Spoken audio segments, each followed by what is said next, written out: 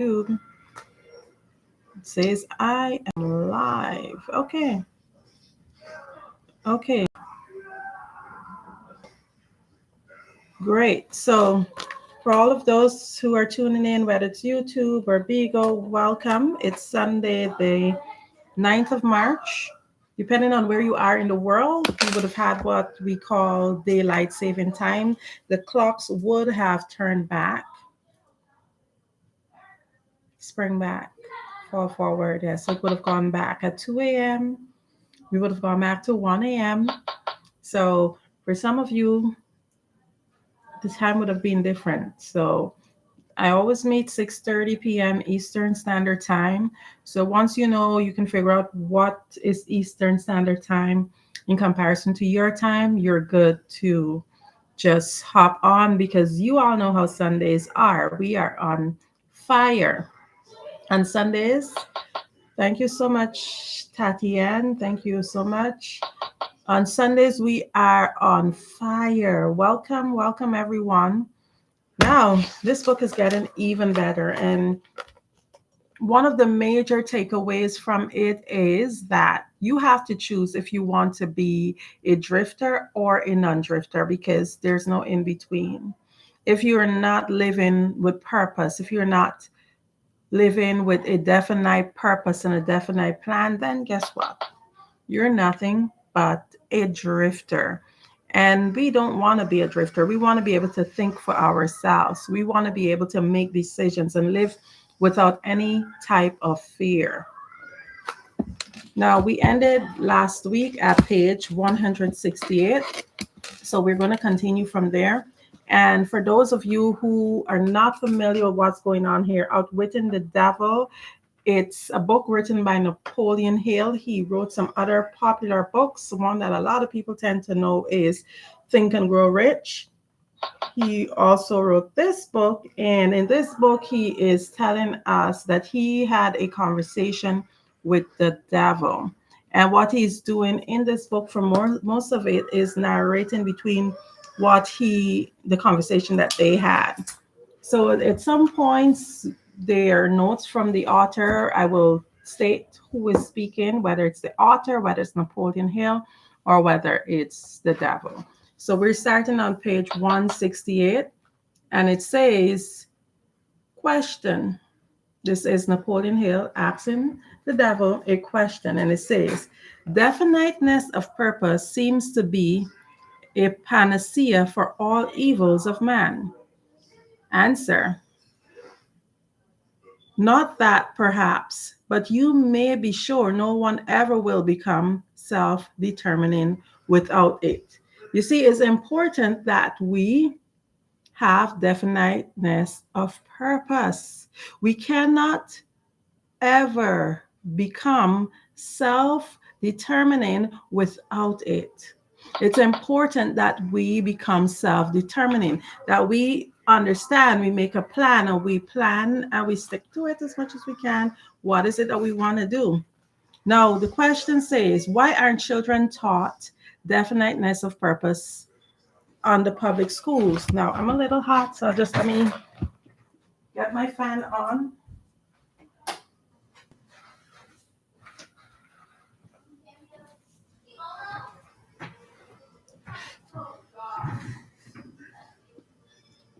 Hi, Easy, welcome. Now, it says, why aren't children taught definiteness of purpose in public schools? The answer, why? For the reason that there is no definite plan or purpose behind any of the school curriculum. Children are sent to school to make credits and to learn how to memorize, not to learn what they want in life. Now, it's important as parents, as adults, that we teach kids the importance of having a definite plan and understanding that it's not about credits, it's not about memorization, it's about being able to think. School is not designed to help kids to think, it's helping them to memorize stuff. And That's what the devil is telling Napoleon Hill, that it's designed to help kids to memorize stuff. And once they have memorized stuff, then they're graded on how they're best to remember these things. So here's a note from the author. It says the devil, children are sent to school to make credits and to learn how to memorize, not to learn what they want of life. Again, I find this chilling. Hilsa sounded this alarm in 1938, and yet the manuscript went unpublished, and today we are still teaching to test in our schools. I am on a mission to promote financial education, to teach young people about money, a true life skill, and yet many schools still reject it because it does not satisfy the test requirements upon which they are graded and receive funding. It is it is not time to sound the alarms again. What are your thoughts on this, readers? You guys can, listeners, sorry, you can put in the chat, please in the chat, what are your thoughts on this observation about the kids being just taught to basically memorize stuff, and they're graded on their ability to memorize things. Question: what good is a school credit if one cannot convert it into material and spiritual needs of life? Answer: I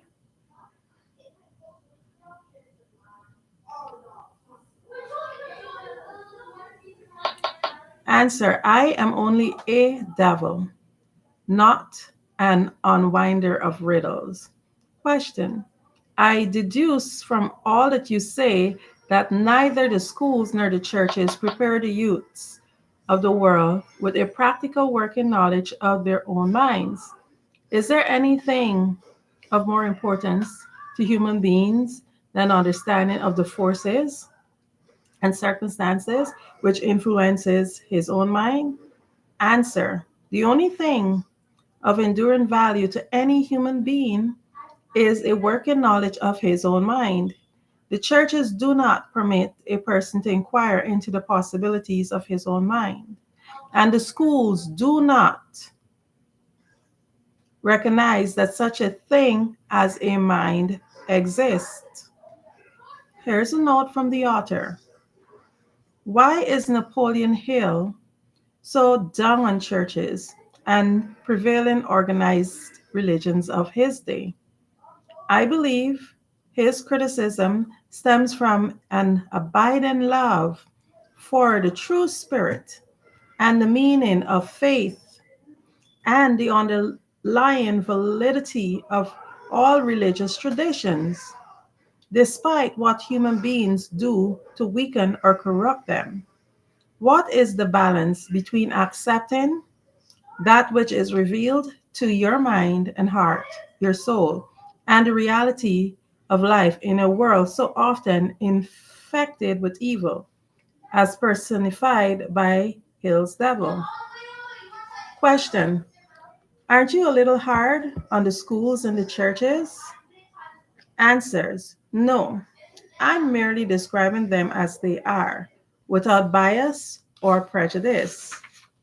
Question: aren't the schools and the churches your bitter enemy? Answer: their leaders may think they are, but I am impressed only by facts. The truth is, if you must know, the churches are my most helpful allies, and schools run the churches a second close. Question: on what specific or general grounds do you make this claim?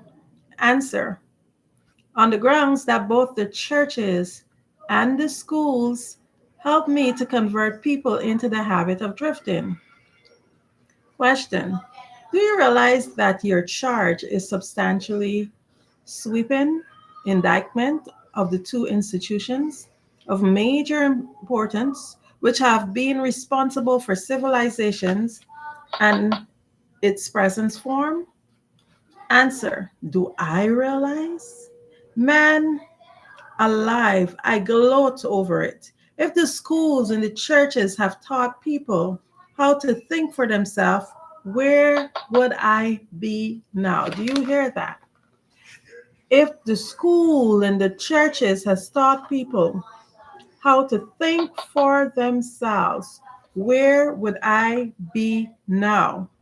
Next question. This confession of yours will disillusion millions of people whose only hope for salvation is in their churches. Isn't that a cruel thing to do to them? Won't most people be better off living in the bliss of ignorance than to know the truth about you? Answer. What do you mean by the term salvation? From what are people being saved? The only form of enduring salvation that is worth a green fig to any human being is that which comes from recognition of the power of his own mind. Ignorance and fear are the only enemies from which man need salvation. Question. You seem to hold nothing scared. Answer. You are wrong. I hold, I'm sorry, that meant sacred. You seem to hold nothing sacred. Answer. You are wrong. I hold sacred the one thing which is my master, the one thing I fear. Question. What is that? Answer. The power of independent thought backed by definiteness of purpose. My marker. You guys know I love to mark my stuff.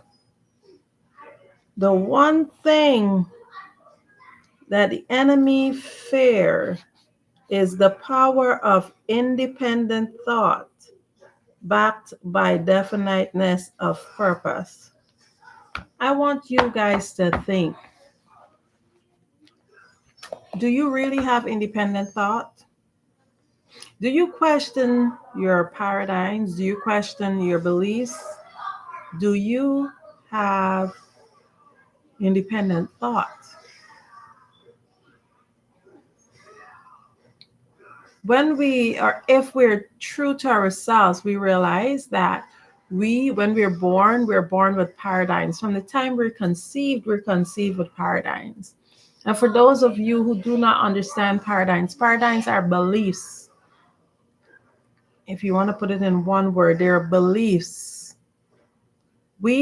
From the time we are born, depends on what environment we are born into, we are given beliefs.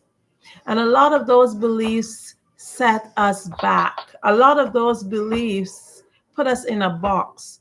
I want to challenge you today to think about what is it that you believe that is limiting you? What is it that you believe that is holding you back? What is your self-limiting belief or beliefs? Because most of us have several of them. Most of us have religious beliefs that causes us to live in fear of going to hell, fear of burning forever, fear of this, fear of that. Such limiting beliefs that actually prevents us from living. Many of us, we die by the time we are 20, 25. And guess what? We just spend the next 30, 40, 50 years waiting to be buried because we don't live. We just have all of these limiting beliefs. What beliefs do you have today?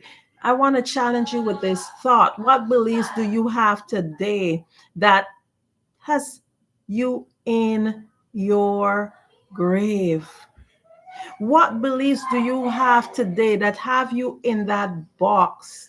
What beliefs do you have today that is just stopping you from doing the things that you need to do.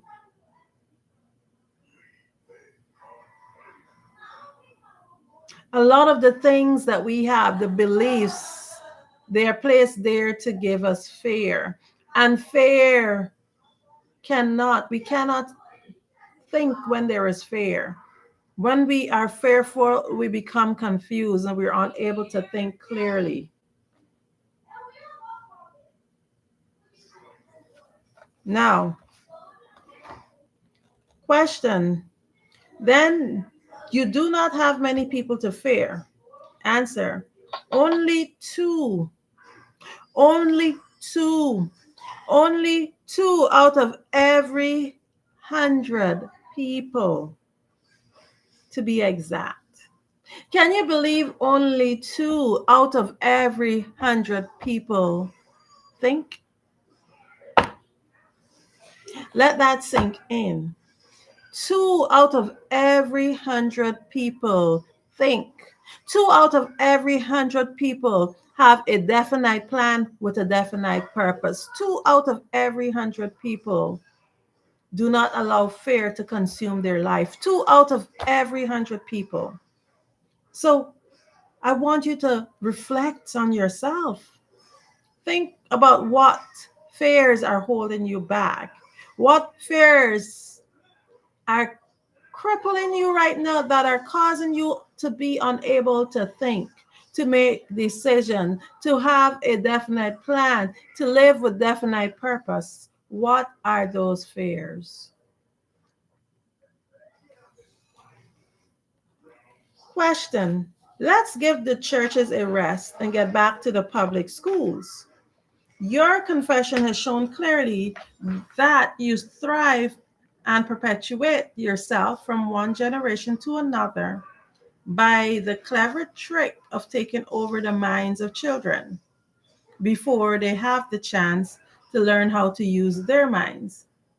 I wish to know what is wrong with a public school system that permits the devil to control so many people. I wish to know also what can be done to the established system of teaching that will ensure all children the opportunity to learn. First, that they have minds, and second, how to use those minds to bring spiritual and economic freedom. I am putting the question to you, definitely enough. And since you have stressed the importance of definiteness of purpose, I'm here and now putting you on notice that your answer to my question must be definite. Answer. Wait a moment while I catch my breath. You have given me quite an order. It seems strange that you would come to the devil to learn how to live. I should think you would go to my opposition. Why don't you? Question. Your Majesty, is it you who are on trial here? Not. I want the truth, and I am not particular as to the source from which I get it. There is something radically wrong with the system of education that has given us a balance sheet with life that shows us hopelessly in the red and groping for the road to self determination as if they were so many animals lost in a jungle. I want to know two things about this system. First, what is the major weakness of the system? Second, how can this weakness be eliminated? The floor is yours again. Please stick to the question and stop trying to decoy me from the discussion of deep, abstract subjects. That's definite, is it not? Answer. You have leave me no choice but that of direct answer. To begin with, the public school system approaches the subject of education from the wrong angle. The school system endeavors to teach children to memorize facts instead of teaching them to use their own minds. Question. Is that all that's wrong with the school system? Answer: no. That is only the beginning. Another major weakness of the school system is that it does not establish in the minds of children either the importance of definiteness of purpose or make an attempt to teach youths how to be definite about anything. The major object of all schooling is to force students to cram their memories with facts instead of teaching them how to organize and make practical use of facts. This system centers the attention of students on the accumulation of credits, but overlooks the importance of how to use knowledge in the practical affairs of life. This system turns out graduates whose names are inscribed upon parchment certificates, but those minds are empty of self determination. The school system got off at a bad start at the beginning. The schools began an institution of higher learning, operated entirely for a select few whose wealth and family entitled them to education. Thus, the entire school system was evolved by beginning at the top and working back down to the bottom. It is no wonder the system neglects to teach children the importance of definiteness of purpose within the system itself, has literally evolved through indefiniteness. Question: what would correct the weakness of the public school system? Let's not complain of the weakness of the system unless we're prepared to offer practical remedy with which it can be corrected.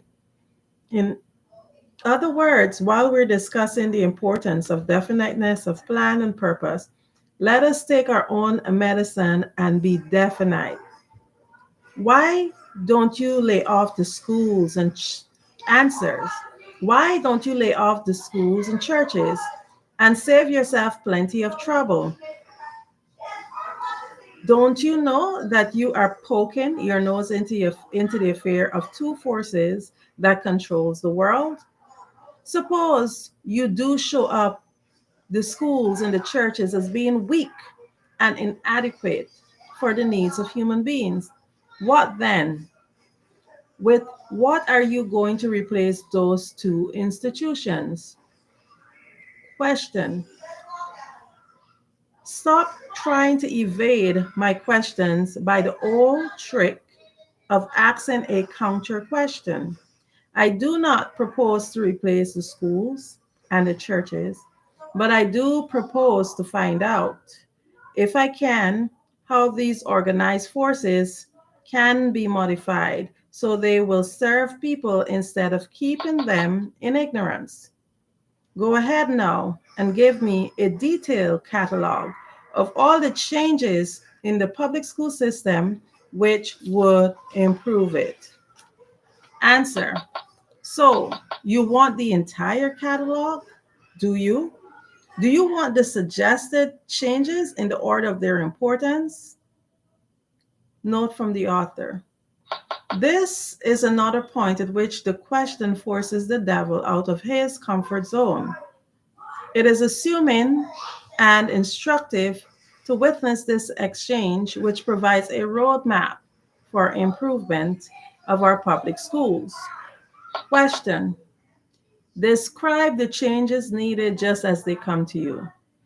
Answer: you are forcing me to commit an act of treason against myself. But here it is.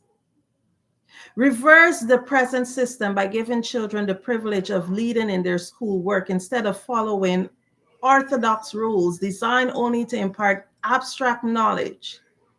Let instructors serve as students and let the students serve as instructors. As far as possible, organize all schools work into definite methods through which a student can learn by doing and direct the class work so that every student engages in some form of practical labor connected with the daily problems of life. Ideas are the beginning of all human achievement. Teach all students how to recognize practical ideas that, may be of benefit in helping them acquire whatever they demand of life. Teach the students how to budget, use time, and above all, teach the truth that time is the greatest asset available to human beings and the cheapest. Teach the student the basic motives by which all people are influenced and show how to use these motives in acquiring the necessities and the luxuries of life. Teach children what to eat, how much to eat, and what is the relationship between proper eating and sound health. Teach children the true nature and the function of emotion and sex. Above all, teach them that it can be transmuted into a driving force, capable of lifting one to greater heights of achievement. Teach children to be definite in all things, beginning with the choice of a definite major purpose in life. Teach children the nature and the possibilities for good and evil in the principle of habit, using as illustrations with which to dramatize the subject, the everyday experiences of children and adults. Teach children how habits become fixed through the law of hypnotic rhythm and influence them to adopt, while in the lower grades, habits that will lead to independent thought. Teach children the difference between temporary defeat and failure and show them how to search for the seed of an equivalent advantage which comes with every defeat. Teach children to express their own thoughts fearlessly and to accept or reject at will all ideas of others, reserving themselves always to the privilege of relying upon their own judgment. Teach children to reach decisions promptly and to change them, if at all, slowly and with reluctance, and never without a definite reason. Teach children that human brain is the instrument with which one receives from the great storehouse of nature the energy which is specialized into definite thoughts. That brain does not think, but serves as an instrument for the interpretation of stimuli which cause thought. Teach children the value of harmony with their own minds and that this is attainable only through self-control.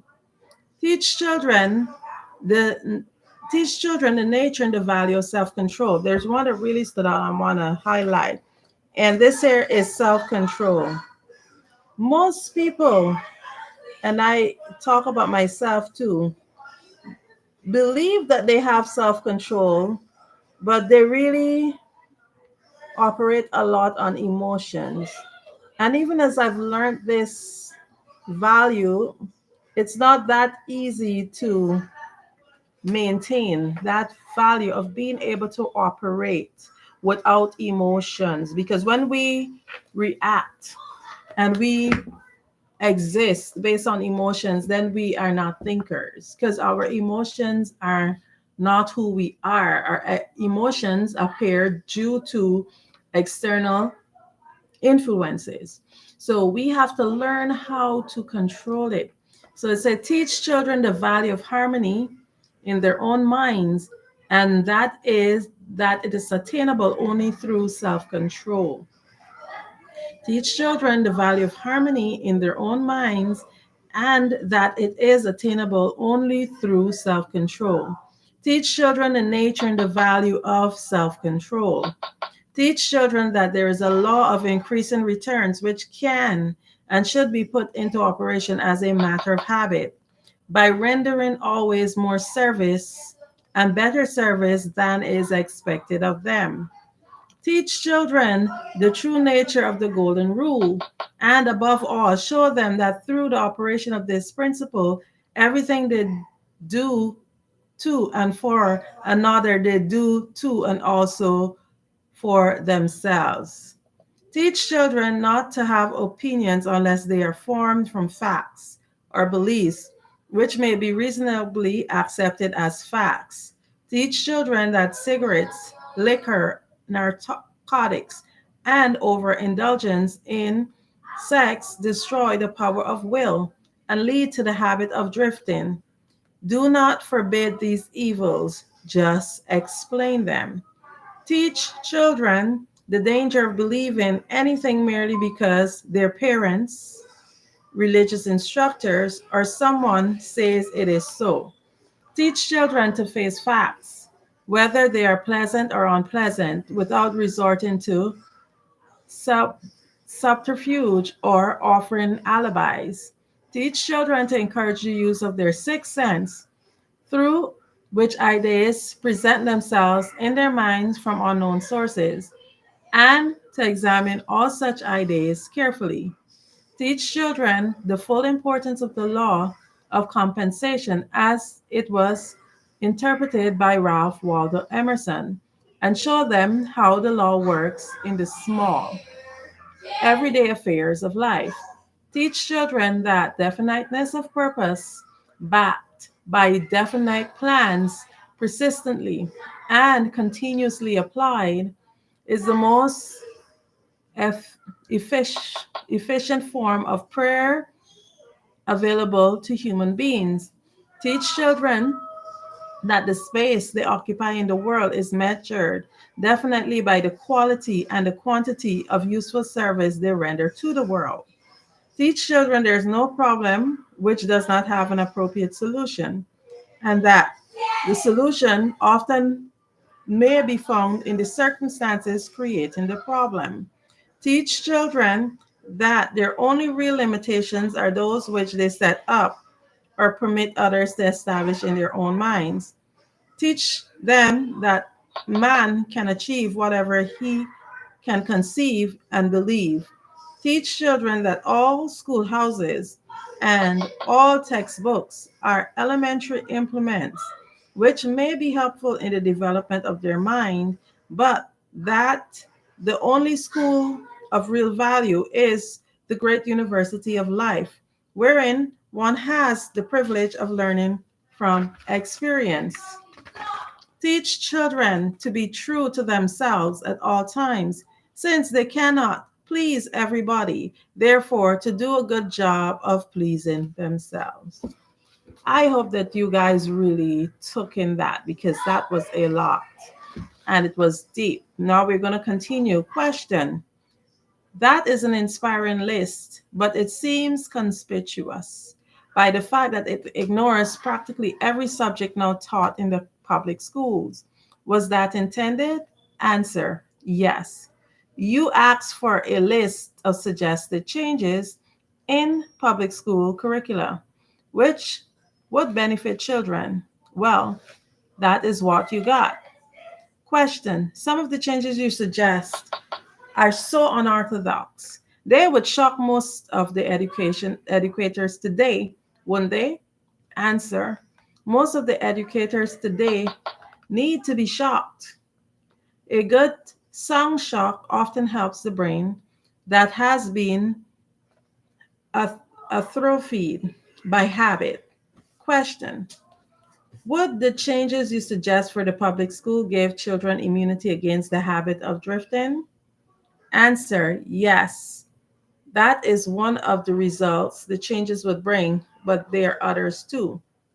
Now, here's a note from the author. It says, I can't say that I agree with each thing on the devil's list. However, I stopped to analyze his list of recommendations.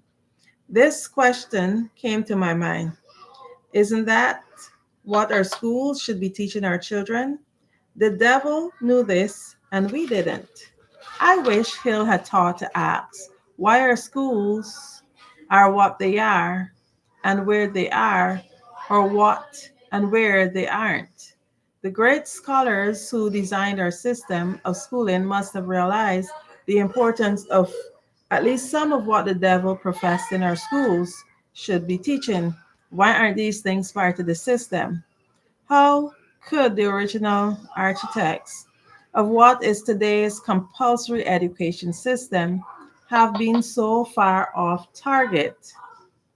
The devil did make the claim that the school system is one of his primary vehicles for creating and sustaining his large army of drifters. Could it be? Question. How could the suggested changes be forced into the public school systems? You know, of course, it is difficult to get a new idea into an educator's brain, as it is to interest a religious leader in modifying religion so it will help people to get more from life. Author's note: any of you who have tried to work to make changes in the public school system are probably nodding right now. Question: the quickest and surest way to force practical ideas into the public schools is first to introduce the ideas through private schools and establish such a demand for their use that public schools officials will be compelled to employ them. Question: should any other changes be made to the public school system? Answer: yes, many. Among other changes needed in all public schools program is the addition of a complete course of training in the psychology of harmonious negotiation between people. Hi, Charlene. I'm going to open up just in case you got time to come in. Yes, many, among other changes needed in public school programs, is the addition of a complete course of training in the psychology of harmonious negotiation between people. All children should be taught how to sell their way through life with a minimum amount of friction. Every public school should teach the principles of individual achievement through which one may obtain a position of financial independence. Classes should be abolished altogether. They should be replaced by the round table or a conference system, such as businesses employ. All students should receive individual instruction and guidance in connection with subjects which cannot be properly taught in groups. Every school should have an auxiliary group of instructors consisting of business and professional people, scientists, artists, engineers, newspapermen, each of whom would impart to all of the students a practical working knowledge of his own profession, business, or occupation. This instruction should be conducted through the conference system to save time of the instructors. Question. Hello, hello, Han. Question. What have you suggested is what you have suggested is, in effect, an auxiliary system of instruction that will give all school children a working knowledge of the practical affairs of life, direct from the original source. Is that the idea?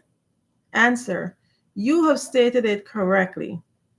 Note from the author: this is another subject which strikes close to home. My husband recalls that during the early 1970s in New Jersey, one of the organizations that he was involved with assembled a group of scientists and businessmen to teach basic courses, for example, mathematics and physics, in their fields as volunteer in the public schools, only to be told that since the scientists and the businessmen were not professional teachers, they were not welcome. More recently, the mission of bringing practical teaching into schools has been popularized by several groups: Tech for America, America Saves, Junior Achievement. But it is still often viewed as enhancement material and not part of the core curriculum. This and many other shifts is how context, principles, and skills are delivered to our children in our compulsory system of education needed to be included as part of an interactive experiential process that will determine how our children live their lives and what impact they will have on this complex world in which we live. The challenge is this: how do we package it all into a deliverable program that can be and systematically implemented so that it is success oriented, rewarding, and fulfilling for all participants? children and adults alike. I'm pleased and proud to say that I work with groups that have been designed that have designed such programs, and they're taking these programs forward with definiteness of purpose. Their vision of the future, like ours, is to have an educational system that evolves into a powerful force capable of producing self motivated, independent thinking, self reliant, contributed members of society, and capable of producing something more important future generations ready and able to work in a complex world. So, live successfully, to take pleasure in empowering themselves and others, and to make a real lasting difference in the world as informed, responsible, involved global citizens, and each with definiteness of purpose. Now, we all understand that the key thing in life is having definiteness of purpose. That saves us from becoming a drifter. That was a note from the author. Now, let's continue with the conversation between Napoleon Hill and the devil. Question: let us discuss the public school system and go back to the churches for a moment. All my life, I've heard clergymen preaching against sin and warning sinners to be aware and repent so that they could be saved. But I have never heard any of them tell me what sin is. Will you give me some light on this subject? Answer: sin is anything one does or thinks which causes him to be unhappy. Human beings who are in second physical and spiritual health should be at peace with themselves and always happy. Any form of mental or physical misery indicates the presence of sin. Question: some of the common forms of sin. Name some of the common forms of sin. Answer: it is a sin to overeat because that leads to ill health. You hear that? I'm looking at both screens. It is a sin to overeat because it leads to ill health and misery. It is a sin to overindulge in sex because that breaks down one's willpower and leads to the habit of drifting. It is a sin to permit one's mind to be dominated by negative thoughts such as envy, greed, fear, hatred, intolerance, vanity, self pity, or discouragement, because these states of minds lead to the habit of drifting. It is a sin to cheat, lie, and steal because these habits destroy self respect, subdues one's conscience, and lead to unhappiness. It is a sin to remain ignorant because that leads to poverty and loss of reliance, self-reliance. It is a sin to accept from life anything one does not want because that indicates an unpardonable neglect to the use of the mind. I need to write that down. I'm going to highlight that. Y'all know my highlights. I love this. It is a sin to accept anything. It's a sin to accept from life anything one does not want. It is a sin to accept from life anything that one does not want because that indicates an unpardonable neglect to the use of the mind. Question: is it a sin for one to drift through life without definite aim, plan, or purpose? Let's go again. Is it a sin? Is it a sin? Is it a sin to drift? This entire book is based on drifting. I want you to ask yourself, are you a drifter Are you a drifter? Is it a sin to drift? Ask yourself, are you a drifter? Are you a drifter? Am I a drifter? Am I a drifter? Are you a drifter? And is it a sin to drift through life? And what does it mean to be a drifter? To go through life without a definite aim, a definite plan, or a definite purpose. A definite aim, a definite plan, or a definite purpose. Is it a sin? Are you a drifter? Am I a drifter? Is it a sin? Yes. Because this habit leads to poverty and destroys the privilege of self determination. It also deprives one of the privilege of using his own mind. Are you using your own mind? That's a question you need to find out. Or are you living in fear? Because when we live in fear, we cannot think. Fears are brought there because of beliefs, paradigms. What is it that you believe? What is holding you back? What is causing you to not be able to think? Because when fear is in our mind, we cannot think.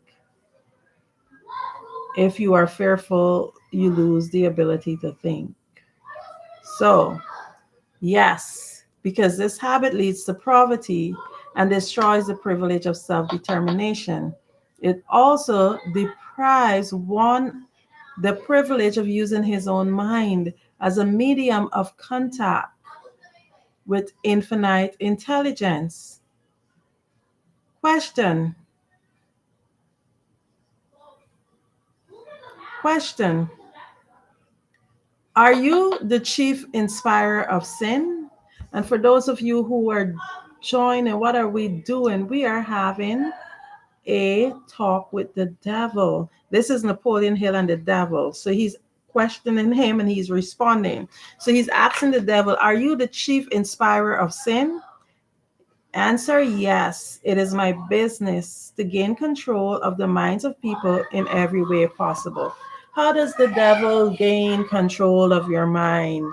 He causes us to live in fear, fear of poverty, fear of death, fear of growing old. Those are the top fears. There's like eight major fears, eight top fears. Fear of poverty is one of them. Then there's a fear of criticism, fear of what other people think.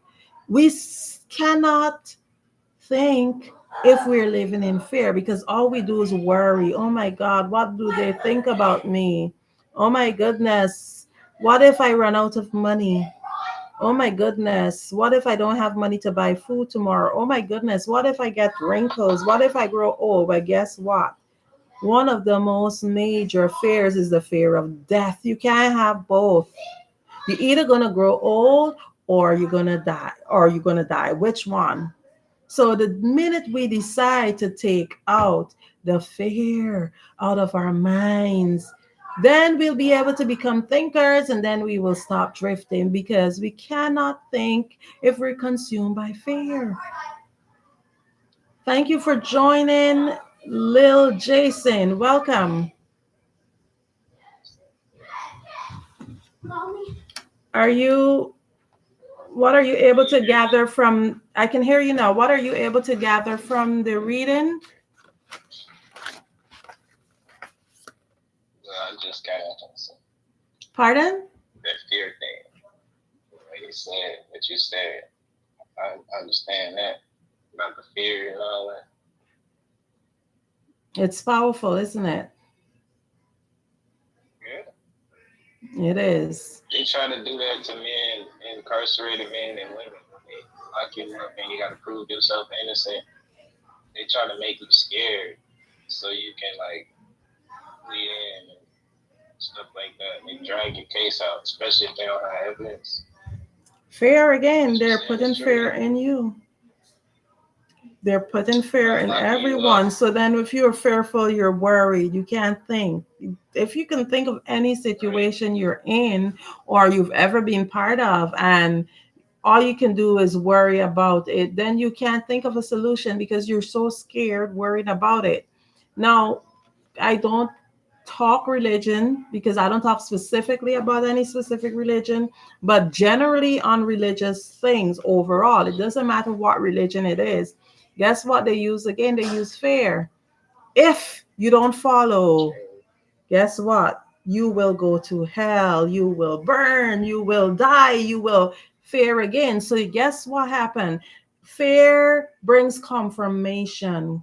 Conformation, meaning that when they when you're fearful about something, you will go into a corner, you go into that box, that paradigm, that belief, and you think no more and you do whatever that oppressor is telling you.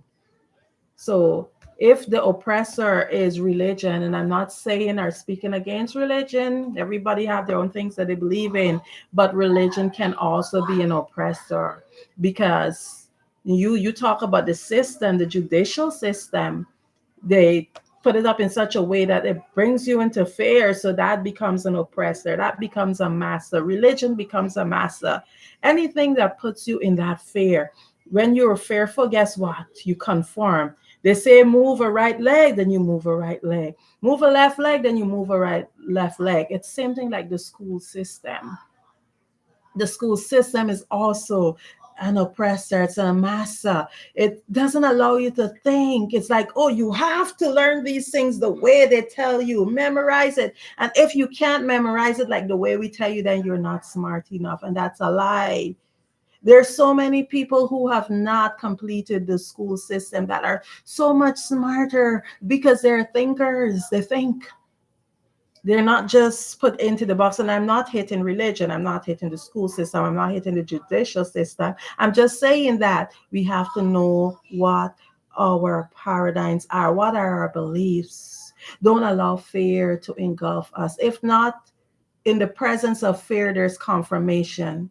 Many of us don't even know why we serve the God that we're serving because we're fearful. We're told if you don't follow the Bible, you are bad. Society will look on you in a certain way. And that's another one of the fears that I spoke about, one of the highest fear, the fear of what others think about you. So now you're going to church not because you believe in an invisible God that they ask you to pray to, but you're going to church because they said that he exists. And you don't even know why you're praying to him. You're just here praying. You haven't seen him. You haven't seen personally any story for you that you can speak of, but you're here saying, well, I believe in him because my grandma told me that, and my great grandmother told my grandmother that, and you just following. You're conforming, conformation. So when you live in fear, you conform. And I don't want anybody to get me wrong. I'm not saying hitting a religious belief. I'm not hitting a school system. I'm just saying whatever it is you do, think about it. Why are you conformed to these beliefs? Why do you believe what you believe? Question it. Why you believe what you believe? Now, I don't mean to talk too much. So, Lil Jason, can you tell me what else that stood out to you? Uh, really a lot because, like I was saying about that, the jail thing, that play a big part because I found out a lot of jails is owned by a church. So that's that's so crazy. It's just bringing back slavery all over again. And But it was forced upon blacks to believe in the God they want us to believe in. I've done exactly. my research and we're supposed to be studying to return to Africa and help our brothers and sisters over there.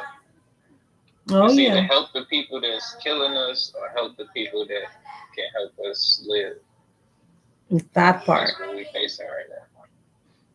And we can only live when we take that fear away and start thinking because a lot of people aren't thinking. Most people aren't. They So just, just I whatever changed you're told, my we're whole conformed. spiritual.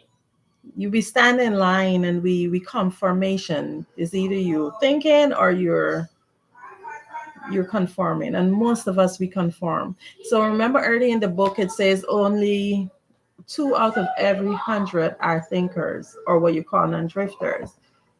And think about how true it is. How many people do you meet that are so lost? They don't think.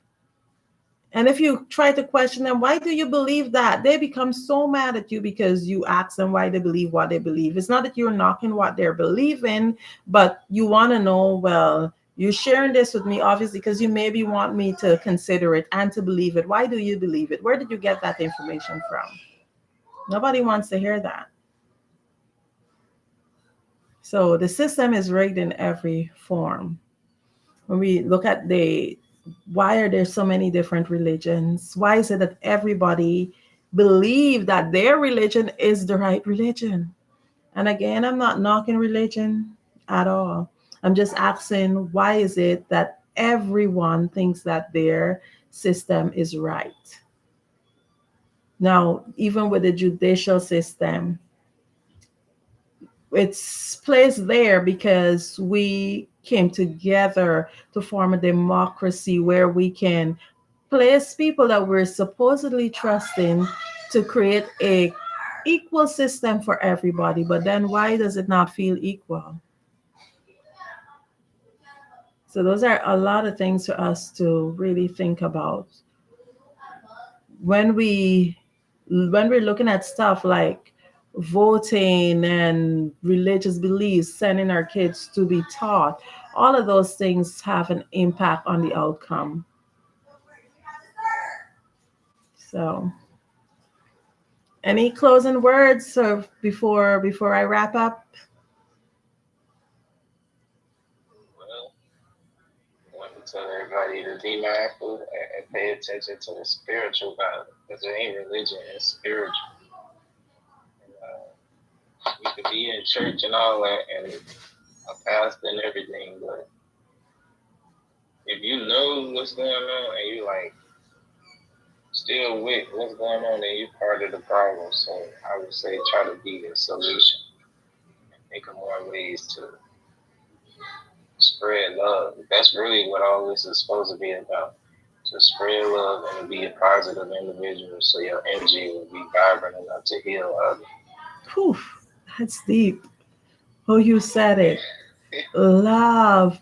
Love, love, love. You see that name that I have, adorn me? It actually means to adorn me. And it came out of a space of self love because we need love. But the sad thing is, a lot of us, we don't even know how to love ourselves. And then some people go like, oh, self love is selfish. You know, self love is beautiful because when you learn how to love you, you can so easily love everybody else around you. Most people that are harsh and cruel to those around them, that's because they don't even love themselves. So you said a very important thing, love. Absolutely great. Yes, Charlene, absolutely. So now we're completing today. We're at page 182. That's where we'll be continuing from next Sunday. And I hope that you all had enjoyed this reading. We're still reading Outwitting the Devil. It's a book by Napoleon Hill, and it's about a conversation between Napoleon Hill and the devil himself. And I just continue to encourage you guys. I know some people are like, oh no, I don't believe that. He can't be talking to the devil. And I just want you guys to not be clouded by the, if you want to put it, because if you look at it from the Bible aspect, a lot of it seems to be stories that does not seem real. Like, come on, Jonah being swallowed by a whale. So if you can literally be open enough to understand the principle of that story, please be open enough to understand the principle of this conversation and what you can learn from it, because there's so many valuable nuggets in here that you can apply to your own life. So until next Sunday, thank you so much, little Jason, for hopping in and really chatting with me. I really do appreciate that.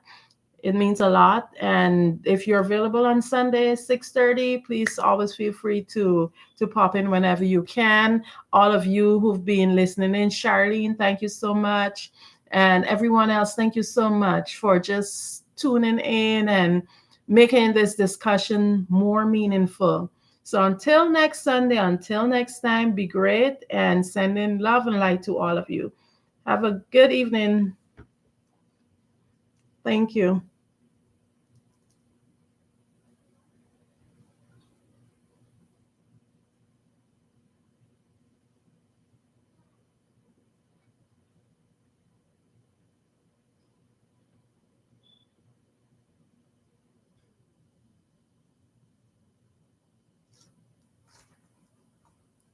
Hey, YouTube. Thank you. Thank you so much.